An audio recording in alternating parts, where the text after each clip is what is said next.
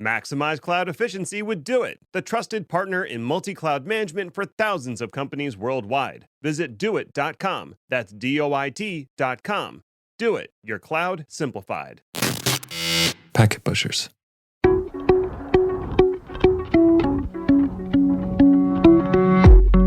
Welcome to Day 2 Cloud, you amazing human, you. Today, we're going to talk about regulated medical connected devices. I know that's a lot of words I strung together, but the long and short of it is you might have a pacemaker that's connected via Bluetooth to your phone that's connecting to the cloud. And my goodness, that's a lot of potential failure points. So how do you handle all of that?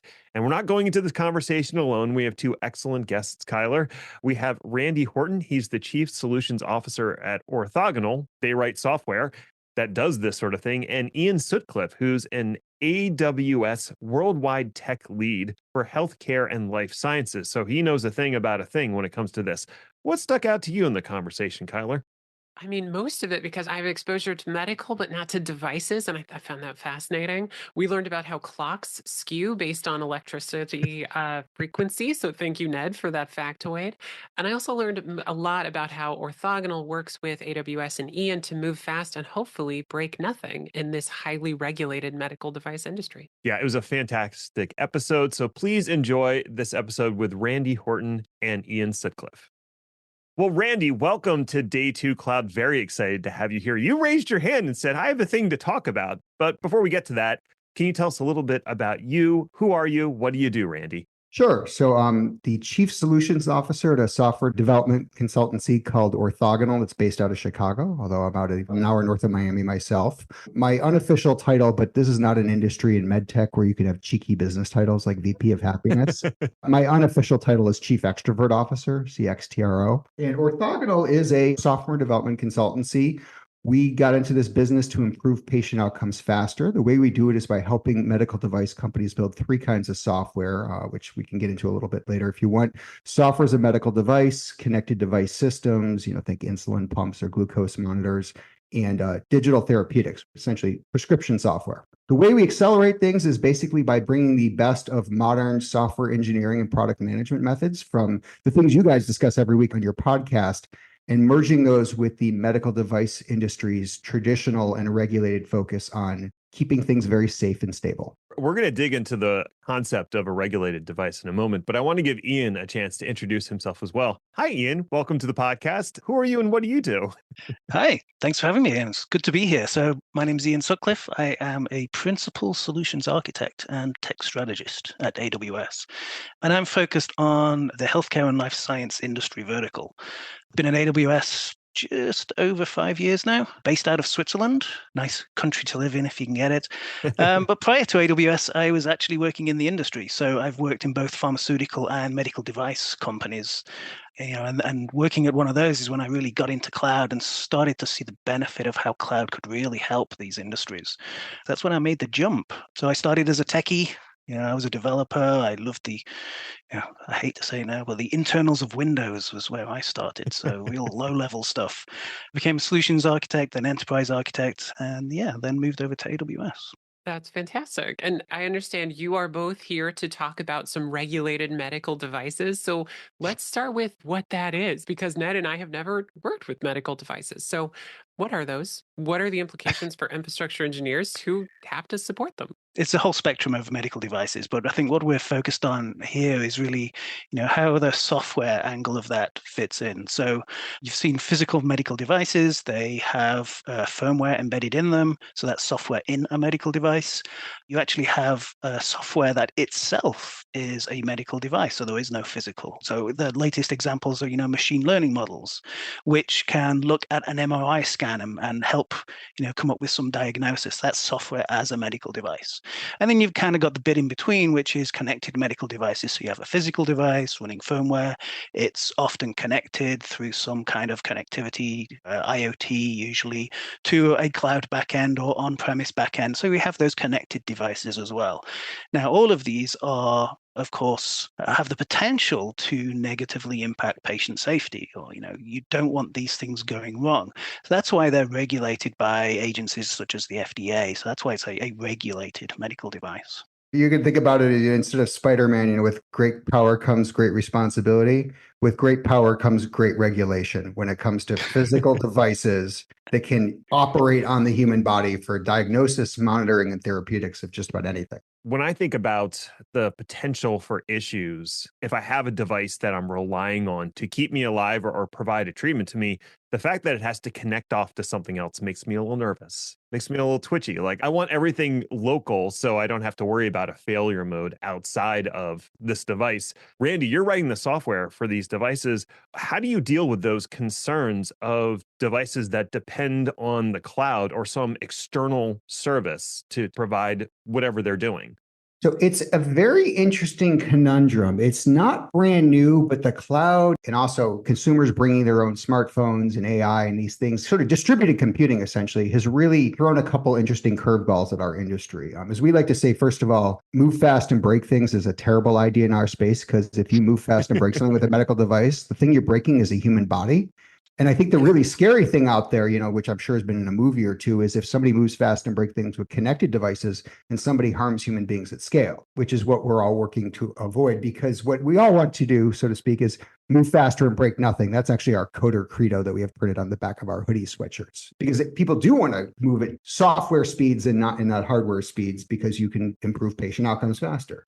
So we're really, really strong on change control, because as I would say to you, like, think about somebody says, why do you have so much change control? Well, think about your last build for whatever app you were building. Okay. Was it good? Yeah, it was good. Okay, good. Give me the code, because I'm going to put it in your grandma's pacemaker right now. It's like, well, hang on. Well, why? Because I might want to test it again. I'm like, and there you have it. That's the wanting to test it again. So the point is, think about it. If your grandmother is a connected pacemaker that does talk to the cloud and send some data back, would you rather that back end be in a proprietary data center, bare metal, built by a device manufacturer, or would you rather it be on, Amazon, Microsoft, or Google's cloud? That is a tough call. I guess it depends on the expertise of the device manufacturer. Do they focus on building highly resilient data centers? They focus on pacemakers, and now they've got cloud backends. Who do you think is going to be more secure?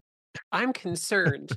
I'm concerned with that framing. So I think you've achieved your goal here. When Slack goes down, I cheer because I get to go get a coffee. But if a pacemaker stops working or an insulin pump stops working, that's much more concerning. So generally speaking, you're more likely to trust the security, the stability, the spare AC parts, for a broken air conditioner with a major cloud service provider than any company, no matter how good they are, that's not a cloud services provider. On the other hand, how often do you want me to update the code in grandma's pacemaker? Not very often, only when absolutely necessary. Right. Mm-hmm. But how often does Amazon change code or make configuration changes? Ian, what's the count? It's a lot. I don't have an exact number, but it's a lot. Across the number of services we have is 200 plus now. Any point in time, we're continually trying to improve each of these services, whether that's net new features, new services, just improving the internals. Change is a constant when it comes to operating in the cloud, but that's perceived as a good thing. You want the latest, greatest features, you're going to get them very quickly through the use of cloud. But you're going to have that change, and you need to manage that change. You need to assess the risk of that change. What's the impact? Now, usually, net new features that you're getting out of the box, you're not using them yet anyway, so it's not going to typically have an impact on your device. And then the focus changes towards, change management of those, small changes. Is your cloud provider applying a lot of small changes or one big change? So a big change is typically higher risk, because you never know what in that change actually broke something. So if you're applying a lot of very little changes, the ability to detect regression during that change is much easier, and you can back it out very quickly. So, there's all these things. And as you're assessing your cloud service provider, you need to look at how do they manage change. That's kind of the crucial topic in any of these regulated industries, is change management. So look at your cloud provider, how they apply change, how automated is it, how rigorous is the testing. To Randy's point, if there's a change coming down the pipe, there's always that, from a device perspective, let's just test once more, just in case. So how many tests does any change go through as it traverses down the pipeline towards, it's going to hit your production environment. When you're in the cloud, the only thing that distinguishes dev from prod is your tagging of an account. You're using the same services. The changes apply to everywhere. It's an interesting conundrum for device manufacturers around how to deal with this constant change. You're essentially buying it for the change because it's more secure, right? You're going to get patches in sooner than anybody else. But simultaneously, you don't get a chance generally, except for maybe major changes, with sort of a pre-release. You don't get to pre-run it. So the second that change happens at the cloud services provider, it's essentially in the human body, right? It's out there. And so you can monitor things post, which is part of our big advocacy is, do a lot of really good regression testing in production, which by the way, is just a good cloud best practice anyway. Just be really good at testing automation and just run all the time. But that's a shift for our industry because we're used to saying, no, nobody touches this castle with a moat around it until we are certain that we are comfortable with the change. And the guidance we're working on is through an organization called the Association for the Advancement of Medical Instrumentation, AMI. They've been around a very long time. They're sort of the preeminent standards creator in the medical device space. And a lot of what they do is in collaboration with the FDA and other national regulators. And it's been coming to this answer of, okay, we can admit there's a different thing. We do not have direct control. We have indirect control through a contract and service level agreements. But let's all raise our hands and say, okay, I don't have direct control, but that's okay. As long as I understand that and do a good design and architecture and risk mitigation plan so that I'm using things in a smart way and not just throwing everything over the cloud if sometimes that situation is not acceptable for risk. I guess I'm of two minds about hosting it yourself versus trusting in a cloud provider to do it. And part of that is centered around, I know that the regulations can be very stringent and there's sort of a shared responsibility model when it comes to the public cloud, but ultimately it falls on your shoulders, Randy, like you're the one who's regulated. Yeah, legally the buck stops with us, not with Ian. Exactly. The lawsuit might stop with Ian, but the legal accountability stops with us. Right. So bearing that all in mind, I would almost side with, I want to control everything myself. I want to be in full control, soup to nuts of the bare metal all the way up to the services that are running, because I'm also being held responsible by the regulated industry. So how do you square that with, yes, AWS or any other cloud provider does tons of testing and they have the experience around managing infrastructure at scale? That's the differentiator, is that we've gained that experience of operating at this, huge scale. Very few companies out there can claim to have done the same, so there's a lot of learning. We've built out this, huge, global infrastructure. We've built services on top of that. It's our core business. If things go wrong, and things always go wrong, hardware breaks for you, whether you're on premise or in the cloud, it's going to break at some point. I think it was Werner Vogel's always said that it's not, if something breaks, but when, and that's universal. But we've learned from that. So we've got that physical infrastructure, but we've built services to be resilient. So simple example, if you store objects in your S3 bucket, under the hood, it's actually replicating that across multiple AZs, availability zones. So the chances of any one object being lost is something like 1 in a billion. It's 11 nines durability for this service. So the cloud and the services it's providing is providing such levels of resiliency based off our learnings. Now imagine trying to build that yourself in your own data center. We've all worked for companies that have maybe an A, B plus C DR strategy. So you've got 2 rooms in a data center with separate power supplies and, try and separate it to give high availability. Then you have a geographically distant site C, which is for your DR, and, that's sitting empty or redundant, it's just ticking over, it's not doing anything and it's costing you money. Now compare that to being resilient in the cloud. So you mentioned the shared responsibility model. It's not just we take care of this security and compliance of the cloud, you do it in the cloud, but it's also your architecture design, this resiliency. So we're creating services that are designed to be resilient, but you can then define your architecture on top of that. So if you want multiple availability zones for a highly available architecture, that's up to you to do. You stick it in one AZ, that's up to you too. If you want to, cater for the, everything's risk management with devices, the risk of an entire region disappearing. If the west coast of America has an earthquake and drops into the ocean, you've lost all your availability zones.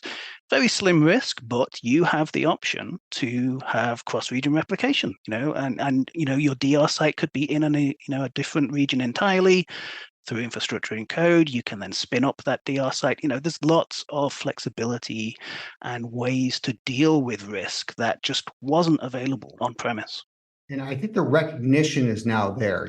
15 years ago, what was the line with cloud? You can't go to the cloud. You don't know if it's secure. And right now it's like, you can't not be in the cloud. Otherwise, how do you know that you're secure? And we've seen this evolution with regulators and with the government, right? I mean, look, NSA, I believe, has an unlisted region with AWS where all the NSA processing is done. I'm pretty sure they're pretty locked down there, and know what they're doing. DoD is the same. So for the FDA to come around, there's really, I think, a broad recognition when we talk to people who are current regulators and former regulators. And actually, a lot of this work is being done at their request of saying, we need a way to judge what quality is when we do this in the cloud. We fundamentally, as one person who's pretty savvy and as a former regulator said to me, even if a medical device maker makes no contingency plans for outages in the cloud, the device is still probably better off than it was if it was an in-house data center from the medical device company. It's still probably better run, even with that, if you've done nothing. I'd be happy just with that. But that said, it's still better off if you architect and design for this sort of indirect control model.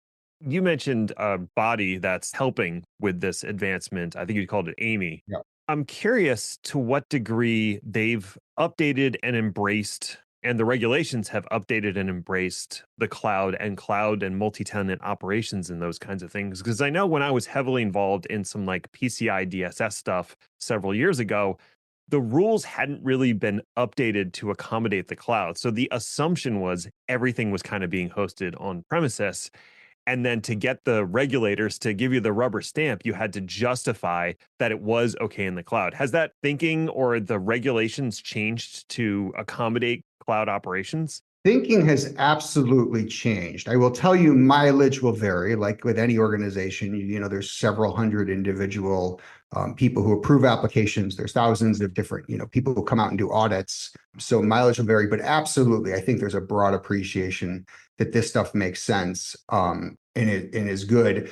Have the regulations changed? They're getting there. In fact, this is part of it. There's actually an interesting process. Once Congress makes a law and you need to fill out the details, right? With the regulations, there's sort of two ways at a high level this can happen, as I understand it, at least in the US. The government can write its own document, with some detailed regulations and put it out, which can be fine, but it can take a very long time because these things are big and they're hard and they're difficult. Or the government can say to industry, you know what, you write a document under one of these standards bodies, and if we like it, we'll vote on it and essentially say, we're outsourcing to this document. This document is how we will regulate according to this. And it may be that we will require you to do what's required if it's a standard, or if it's more of a pre-standard document, like which the stage we're at, we'll say that's a best practice. You may be other ways, but if you come to us and say, I'm following Amy Technical Information Report 115, we'll say, okay, good. We've all agreed that's the way to do it. When you say best practices, it makes me shiver a little bit because I have seen things that were best practices from, a decade ago that are still in documents, even though the common knowledge and the actual best practices have moved on since then. Like the idea of rotating your password every 30 days or something, like we know that's a terrible idea, but I still find that in like every security document for organizations. Well, it's funny, you hit on something stunning because these standards efforts, a lot of them are designed to be really long lasting. I mean, some of these standards we use are now in versions, but they go back, a couple of decades. And I think we've really struggled and put some extra time into how do we make this so that it's not so specific to quarter one of 2024's technologies by the time it comes out, but it's not so tremendously high level and abstracted that you look at it and be like, oh, well, this is nice in theory, but I have no idea what to do with it. I was going to say, I deal with a lot of customers in this space. The regulations haven't been updated for a long time. And this industry is naturally risk averse. I mean, when you make a change to grandma's pacemaker, natural risk aversion to certain aspects and new technologies, which is why you see all of these old practices, documented. But the regulations themselves don't preclude cloud. I mean, they don't mandate technologies. They don't actually mandate specific practices. They simply encourage best practices. And that's an interesting dynamic because, everything is typically locked down in a quality management system. It's very, structured. Customers don't typically want to change, even though, they have to operate under quality management systems, which encourages continuous improvement, these cycles, but you just don't see it. So it's an interesting dynamic in the industry where regulations haven't changed, but it doesn't preclude new technologies. The industry wants to use technologies, but until the agencies say yes, they're kind of reluctant to do it. So there's all these things kind of vying and putting pressure on the industry. And, the AMI TIR that we're working on is trying to unblock that, to provide some clarity to the industry going, yes, you can use cloud for these use cases. And, here's how to go about it. How, you must consider the risk still. All the same regulations apply. But it's trying to kind of just unblock slightly that hesitancy or lack of clarity in the industry. Like, can we use cloud technology? I think everybody's really trying to do the right thing. If anything, I have to say I've been blown away at the forward thinking of the regulators we work with and how much they really do want to see change. They're just trying to make sure, A, they do it responsibly and well, and B, they're doing it when they're just tremendously under-resourced, right? So they can't put into place the regulations that they don't have the manpower to oversee. And they have to make sure that whatever they're putting in isn't going to disrupt the whole industry and bring things to a halt. If you work for the government, and you're regulating a medical device, you get hauled before Congress and yelled at for two things. One, hey, FDA, you let an unsafe device onto the market. It wasn't ready. It was, snake oil, or it was low quality, and it harmed my constituent. And the other thing they'll get yelled at is, hey, FDA, I have this constituent who's this brilliant medical entrepreneur and has this amazing new device. Why are you slowing down and keeping them from bringing this revolutionary thing to the market? Right. Two different pressures there. I recently listened to an audiobook called Recoding America that was recommended to us by friend of the show, Chris Wall. And it talked about implementation versus the regulation and how you shouldn't have the implementation details in the regulation because that can lead to that exact problem. Well, you said I have to do it this way and it's in the regulation, instead of this is what we want you to accomplish. How you actually do that, that's an implementation detail. And like Ian said, there's a lot of flexibility. Sometimes it's more cultural. It's a habit of, no, we can't do that. Why? Because we've never done it that way. The regulations say it, and you go and dig up the regulations and go, no, actually, they really don't say that. We had this debate 10, 15 years ago about bringing agile methods as opposed to waterfall, because this industry, for very good reasons, was a waterfall industry. First of all, it was not a computer industry to start out. You're talking about all kinds of other engineering methods where waterfall did help encourage safety. It just isn't very flexible in a highly agile world. Our argument is that those methods had their time, and today, the newer methods, because they embrace change, are actually fundamentally better for safety and effectiveness. But it's an adjustment. And that was a good example because the FDA ultimately came out with guidance saying, you know what, we prefer agile. We see the benefits. And they actually issued guidance saying, no, we prefer agile. I think this was for medical devices. So we're trying to get them to do the same. No, say, we love cloud. Maximize cloud efficiency with Do It, the trusted partner in multi-cloud management for thousands of companies worldwide. Do It's innovative tools, expert insights, and smart technology make optimization simple. Elevate your cloud strategy and simplify your cloud spend. Visit doit.com. That's DOIT.com. Do It, your cloud simplified. I swear, with the number of documents I've created that have pictures of the AWS UI and it says, click here to do this, click here to do that. And it's changed now in the last, 6 months. So yeah, those implementation details are a moving target, as it were. Yeah.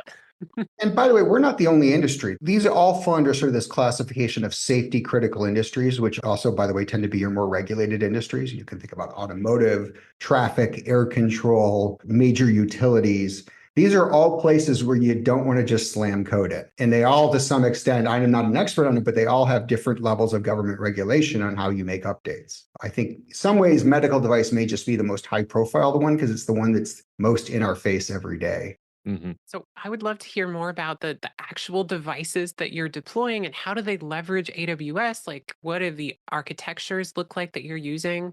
I've worked in lots of different industries in the past, and it's all like web-based stuff, and it all looks really similar. It's S3 buckets and Lambda and load balancers and CloudFront. So I would love to hear, like, is it different? Is it the same? What's it look like? Fundamentally, it's very similar.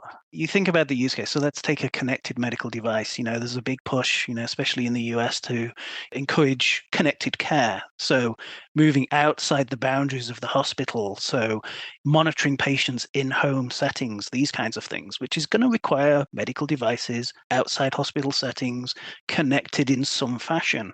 So you have this physical device, let's just say, blood pressure cuff or heart rate monitor. You're sitting at home. It's connecting to your local Wi-Fi, maybe going through a gateway or your phone over Bluetooth. It's using IoT technology to stream data to the cloud. It's capturing that data, you ingest that data, and then the use cases are endless. I mean, you put it in your data lake, you build machine learning models on top of that data, which do some cool stuff to, predict maybe some adverse event that's coming up. Who knows? Use cases are endless, but fundamentally the architecture is pretty standard. You'll see similar IoT architectures in connected cars or connected factories. When there's connectivity, a lot of times the architecture is very similar, which is often a good thing. I mean, these are tried, true, tested architectures across industries. AWS web services, they're designed fairly industry agnostic. It's how you use them. It's the use cases that you implement using them. And in this kind of situation with medical devices, the fairly standard architectural building blocks get used again and again in these different scenarios. Yeah, you just design for more resilience if you're less tolerant. And at a certain point, think of it almost like an edge computing model. There are certain functions of certain medical devices that should never be moved off the physical device because Bluetooth connection lost or internet down or something like that is just not acceptable. So a couple examples I'll give you. There are a lot of devices that talk to the cloud, but only for certain functions. So if you have a wearable defibrillator, that's a new thing. If you go in for surgery and you're under general anesthesia, they're essentially the anesthesia is bringing your body pretty close to death, to calm it down for the surgery. The 30 days afterwards, you're more likely to have a heart attack because you've kind of messed with the heart a bit. So what people do, they have these wearable defibrillators. So you walk around with them and it essentially diagnoses you're having a heart attack and it can administer a shock to you. I guarantee you with those devices, they're sending data back to the cloud. They're monitoring you long-term. They're updating your doctor. They're probably training to continually improve their diagnosis and learn different kind of subtypes of different hearts. But the actual decision of like, oh, no, Randy's having a heart attack right now, clear, zap. You're not going to move that off the firmware and the embedded. You're going to keep that local. Same thing like think about like glucose monitors and insulin pumps. So, all that data is coming back because you can monitor trends with people self-managing their diabetes and keeping themselves in this very specific lane of where you want your numbers to be for the rest of your life to protect your body. However, there's the newest class that's coming out of these devices, what's called closed loop, where essentially the pump and the monitor talk to each other and automatically adjust and just give you the exact amount of insulin you need at any given moment, as opposed to you measuring going, oh, okay, here's how much I have to inject with my pen, or here's what I put my setting to. So you'll do a lot of background notification to your doctors and learning about the patient in the cloud. But that actual closed loop decision-making process of like, wow, your glucose just spiked. We've got to do something. That's going to stay resident on the device locally. Aside from faults, one of the biggest concerns I would have around these devices is security. And I would say, like, with the IoT, the S is for security, right? It was not baked into the idea initially.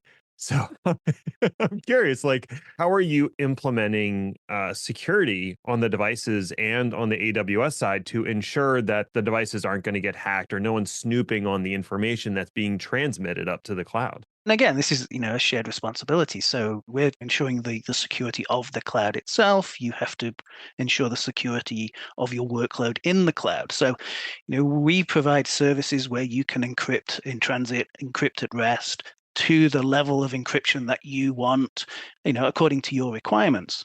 If you choose not to do that, then well, that's on you. So we're providing these abilities. The services have this ability to, encrypt that traffic end to end from device all the way through to, the back end. So you have the SDK on the device itself, talking IoT, MQTT protocol over the IoT services that can all be encrypted to the back end. It's encrypted at rest. You have that ability. It's up to the device manufacturer then to take full advantage of that. Cybersecurity is an extremely hot topic around the FDA and other agencies right now. This ability to hack in to your device, a lot of it is actually focused on the edge of the device itself. So, man in the middle of your Bluetooth connection between the device and your phone. As part of device design, you have to look at these attack vectors. You have to do that threat analysis. You have to consider these as risks, and how is your architecture mitigating those risks? How are you going to combat any kind of hacking attempt on these things? And we help customers look at this. We'll do well-architected reviews. We'll, look at the security from our perspective.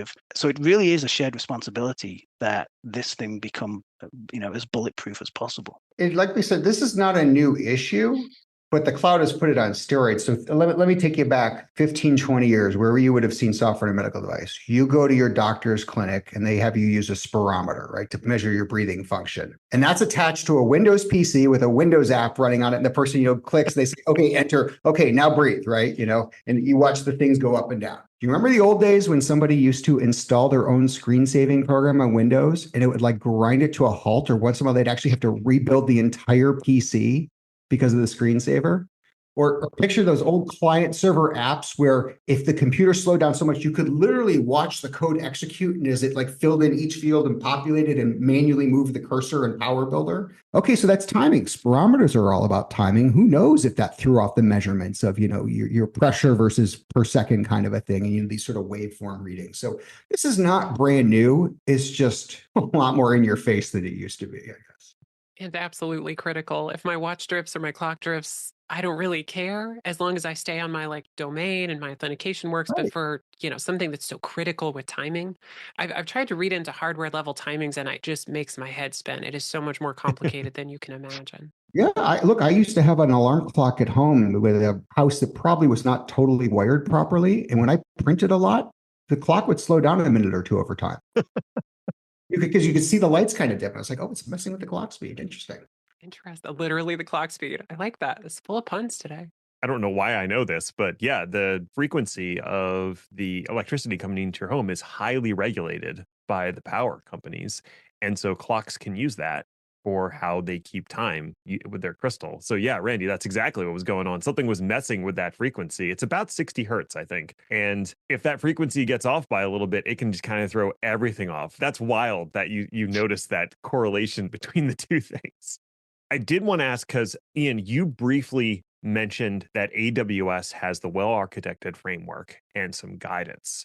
Do you have specific guidance around architectures for regulated devices, or sort of pre-built environments you can deploy with CloudFormation or something if you're going to be building something for this field? In a way. So, I always go back to regulations and how they basically are asking you to implement best practices, which, I can interpret from my angle as an architect as, what are my best practices when it comes to my architecture? What is, my cloud-based architecture? And that's where the well-architected framework fits squarely. It's if you are going to build a connected device or software as a medical device, it should be well architected. A lot of the architectures, as I mentioned, connected device, it's a fairly standard architecture using IoT services, not much different between medical device or a connected car or your coffee machine. It's the same basic technical architecture. So although it's operating in a regulated environment, from a technology perspective for the technologists, it's not much different from an architecture perspective. What often is the difference is the rigor and the process around you building and designing and testing all of these things. But fundamentally, the technology is the same. And yeah, we have reference architectures for IoMT, as we call it, so Internet of Medical Things. Oh. We have various different architectures, reference architectures, based on the variability, the type of device, the location of the device. Is it at home, in hospital setting, the pharmacy? Where is it? What kind of connectivity do you have? What kind of payload is coming across this connection? Is it, high, large volume, low frequency, like medical imaging? Is it high frequency, low volume, like heart rate monitor, and everything in between? So we can tweak the architecture, these reference architectures, based on your particular use case, and come up with a well-architected architecture for that particular device scenario. So yeah, we're working a lot with customers. A lot of the time, we try and take this heavy lifting off our customers. So we try and come up with these reference architectures or out of the box implementations to try and make this a lot easier for the industry. One of the wake up moments for me was I said to Ian, "Hey Ian, when we publish this thing, which we keep saying will be next quarter, but it's taken a while. It's been a real beast. Wouldn't it be great if AWS could come out with a document, all the cloud providers, that says, okay, yeah, we endorse Technical Information Report 115. We think this is good stuff. And by the way, here's in Q2 of 2024 a good way to implement it in AWS." And Ian's responses to me, it was really kind of opened my eyes, was, "Yeah, we can do that, but more or less, it's just refer to all of our other documents about doing a good architecture and good design. There's nothing revolutionary." And that's the good news is, if you're following good software engineering practices, CI/CD, regression testing, testing automation, resiliency to the appropriate level, you're kind of 85% of the way there already. Let's talk about that. So CI/CDs, building and unit testing your code before you deploy it to the next environment. I'm very familiar with that. We have like 6 environments at work, and when you introduce code, it's always at the bottom. You roll it up, you unit test it, you smoke test it. But these are hardware devices. Are there virtualized versions of these devices that you test on, or do you have like a fleet of hardware in a room somewhere, like little Raspberry Pis running this software? How do you test all this stuff and make sure that, grandma's pacemaker is safe when it gets to prod? Yes, yes, and yes. So some of what you're getting to is actually being the hardware engineer on a proprietary physical hardware device, which could have a generic chip, a multi-purpose one, or could have a printed circuit board. That's not my area of expertise. It's generally not Ian's, I don't think, Ian, unless you got a secret background I don't know about. But I can tell you there's a lot of things you do. I mean, one of the ones you do is you simply, when you're building the connected software side, the sort of the thing that catches it on the smartphone or the cloud, you build a simulator for the medical device itself. That's a piece of software that simulates the hardware, which is also really good because then you don't have to wait for the hardware team to finish their hardware. It's also good because then it forces you to put all the behaviors into a specification that you code to. And then when the actual device appears, if something's off and it doesn't work between the simulator and the device, it's either, okay, so we got something wrong in the simulator, or we missed a requirement. We missed an angle. So there are, you can do simulators. If you're doing it with smartphones and you need to test, the sort of 80,000 variants literally of smartphones in use in the US, there are these remote farms you can connect to. I do know that some of, for instance, the major players in sort of consumerized things like a glucose monitor, they keep a whole mess of smartphones around and they have a whole system for testing on each one. We looked a couple of years ago at these sort of micro robots you could program to essentially simulate a human's hand and just kind of keep cycling through. It was, I think it's got great potential. It was a little bit early, and it ended up being a whole lot of infrastructure would have to get built out to do it. So if you were doing it for every device, you could probably make a go of it, but it was sort of a little early.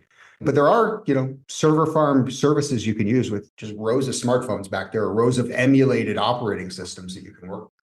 You can use ours. So we have AWS Device Farm, which is geared specifically for this kind of use case where you can spin up, different device types, different browsers, you name it, and you do your testing through Device Farm. That is totally new to me. I thought you were going to introduce Mechanical Turk. If we want to put up, different smartphones, check in, people do work for $1. We had actually talked about if we spun up a service off of the robots, that we would still need a Mechanical Turk to go and literally physically pull one smartphone out of the holder, and another smartphone in at midnight or 1 a.m. That's wild. Just emulating the taps that a human would do. Where it gets more complicated is when you have a physical connection. If you actually need to test, Bluetooth connections under different situations, then it gets more interesting because now you have to be able to simulate different physical environments of, I'm in the sub basement, or there's 275 other Bluetooth connections. And now you're getting into sort of the world of physical test labs that have very sophisticated equipment that's purpose built for all these kind of crazy edge scenarios. But a lot of testing, user experience is another hot topic in the device industry. And that dovetails in with this kind of testing by being able to test your device in different geographical locations. So does the device actually perform the same if it's in the US or Europe, for example? So this ability to actually not only automate and run your tests, but to do it in different locations is another dimension. And again, because cloud providers have these different regions across the globe, it's starting to enable much easier testing with these geographical aspects built in. Interesting, because as far as the cloud services, as far as AWS is concerned, you have a level of consistency across all of your data centers. in terms of services, the way the data center works. But when you move outside of the data center, you start getting into the implementation details of a given geography. Well, they might use a slightly different cell service. They might implement their electricity a little bit differently, different voltages, different amperages, different frequencies that are being modulated. There's a lot of variance in there that if I'm testing a device that has to work out in the wild, I have to test all this weird stuff. I mean, absolutely. I mean, so if you're remaining on the AWS backbone and leveraging that worldwide connectivity, yeah, there's a certain level of consistency. Once you're out in the wild, there's a significant distance between your actual end user in home connecting over their dodgy local Wi-Fi or cell service to the nearest access point that then gets you onto the back end and the cloud. Bring that back to even a medical device that is solely software and solely lives in the cloud. Early on, we did some interviews to understand how manufacturers were looking at this. And one of them, they have an algorithm that looks at an MRI and does some very sophisticated calculations on it. I don't remember if it's to diagnose something or to do some measurements or to look change across them. But they said, oh, it's amazing. In the old days, people downloaded software and then you had to have different versions. And when you pushed out an update, somebody had to go around with a CD-ROM and did they have the right version? All this. They said, now it's literally just one code base. Every specification for a different country and how they practice healthcare, what their laws are, that's all just programmed in. That's architected in. You have switches and you say, oh, no, this is France. This is the Germany rule. This is the US rule.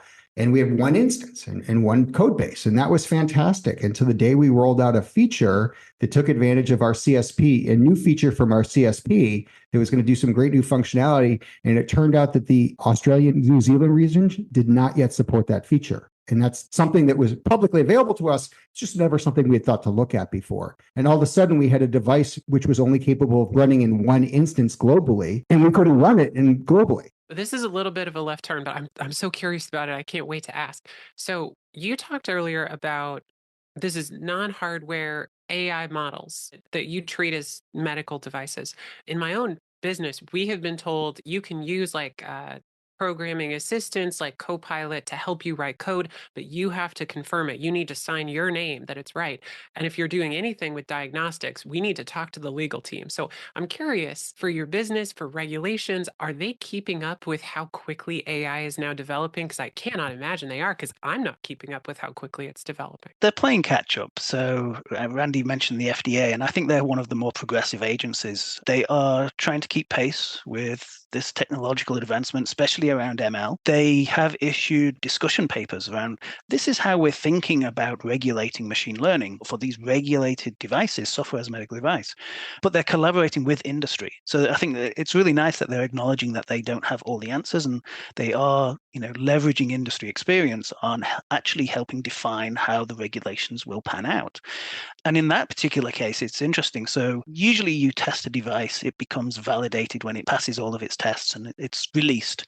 ML is slightly different because models can learn over time. Now, with the old regulations, that would have meant that you build this machine learning model for whatever particular use case, you get it approved in the market. If you retrain, you would have to submit again and get it reapproved by the FDA. That's going to slow everything down. So to their credit, I mean, the US government introduced this, and then this was added into law recently, this concept of predetermined change control plans.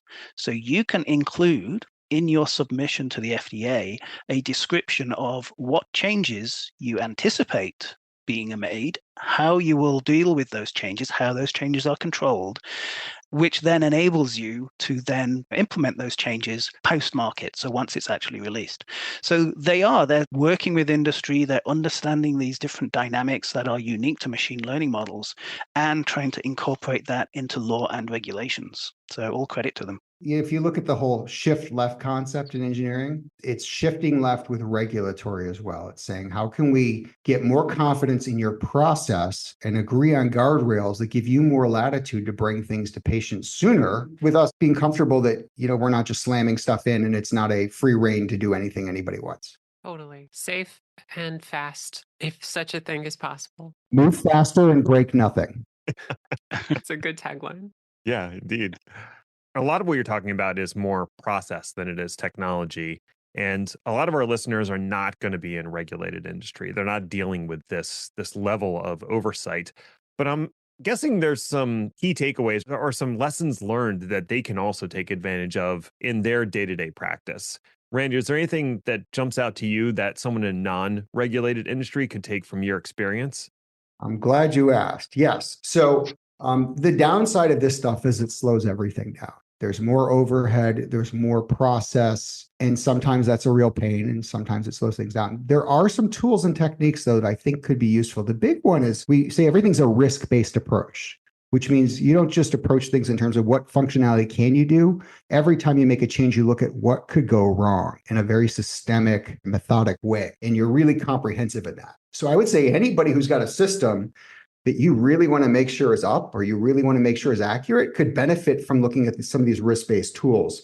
Kind of the two key ones I'll just describe at a high level are when you do a risk-based analysis of what can go wrong, there's sort of a top-down and a bottom-up approach. The top-down approach is I have this feature is important. If it fails, X would happen. What are all these things that could cause that feature to fail? Let's look under the hood at the technology and the infrastructure and see what could go wrong. The other one is to look at every piece of technology out there and go, what could go wrong? And if it went wrong, what feature could it impact?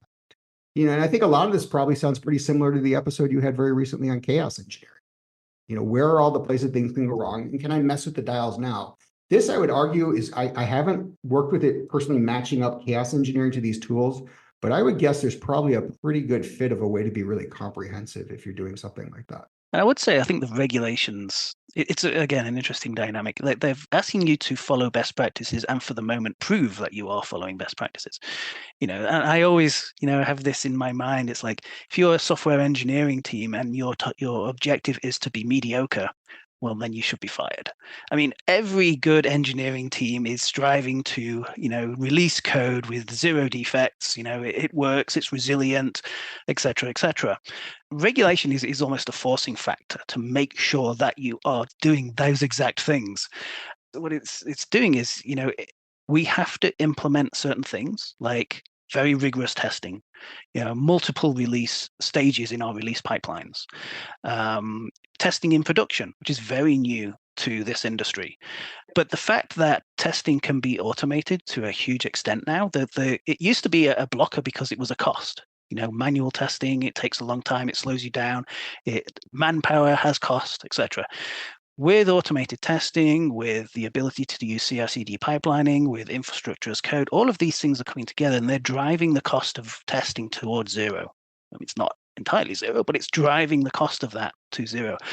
So these best practices are now available to any industry. You can automate your pipelines. You can have pre-deployment checks with, cloud formation hooks, nags, all of these different checks. Post-deployment checks, the cloud services are now driving you towards a more of a continuous compliance stance, because if any configuration changes and it drops out of compliance, you're alerted immediately. You can even automate that remediation to fix it and put it back. All of these new techniques really should be used by everybody. Regulations are forcing this industry to do a lot of this, but it's just best practice. You should be doing this anyway. You should be striving to be, a kick-ass software engineering team. That makes perfect sense to me. And I think that's a great note to end out on.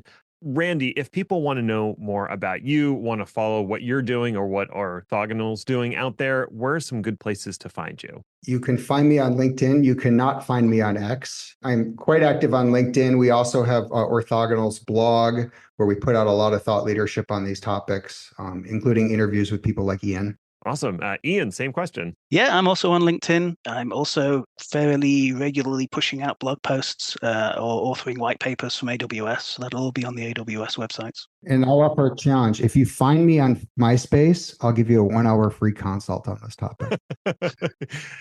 Oh, I think the only thing on MySpace now is music. So that implies you have a band, Randy. Well, Randy and Ian, thank you so much for appearing on today's episode of Day 2 Cloud. And hey, listeners, thanks to you for making it all the way to the end, you outstanding human, you. Virtual high fives. For more fine infrastructure engineering conversations just like this, visit packetpushers.net. We're offering several other highly technical podcast series, along with newsletters, a Slack community, an engineering blog, and more. It's all free and ungated content for your professional career development. You can follow me and Kyler on LinkedIn, where we post nerdy things for IT pros such as you. And you can find us. The names are Ned Belvance and Kyler Middleton. Until next time, just remember, cloud is what happens while IT is making other plans.